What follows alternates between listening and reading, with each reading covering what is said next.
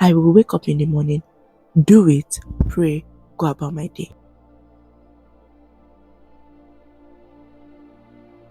This video is the hardest video I think I will ever have to make in my life. God has laid this video on my heart for months and I've refused to do it because of fear. This video is about my con and masturbation past.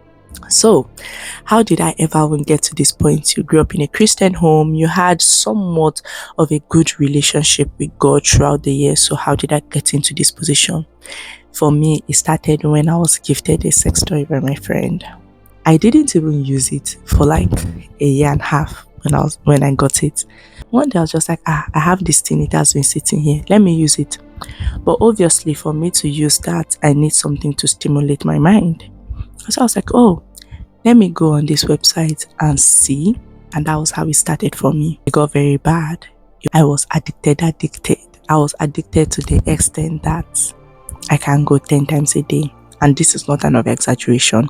Is it affecting my life? Because when I'm stressed, that's the first thing I'll do. When I'm angry, that's the first thing I'll do. When I'm upset, that's the first thing I'll do.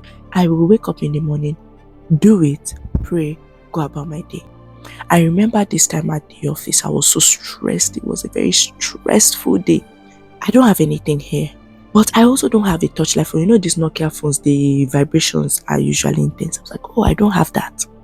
If I had that, I would have done it in the office. Doesn't make sense. And for me, it's external, nothing was ever internal, not that it matters. So I think it was around my lunch break. I drove home quickly, did that, and then came back to work. And I started asking myself, Jemima, are you really okay? Are you sure you're okay? Because this is not normal behavior. Something happened, I believe it was this year, where I was watching a documentary about swingers on YouTube.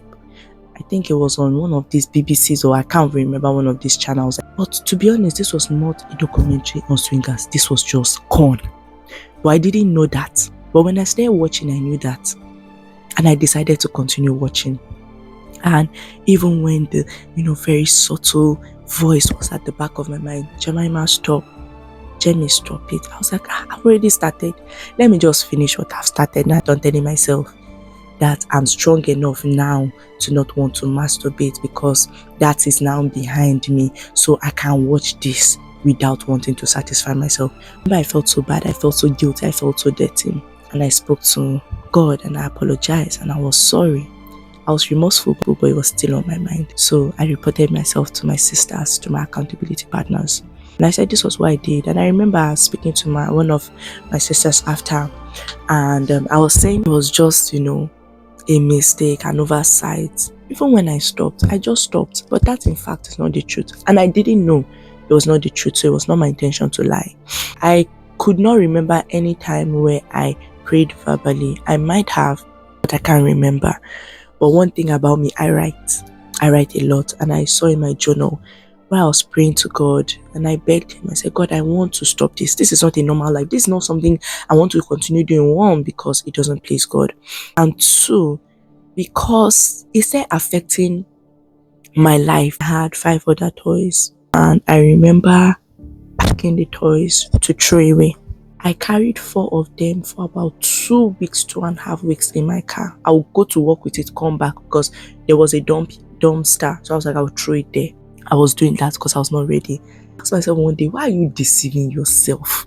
Just throw this thing away. Made up my mind. I threw 4.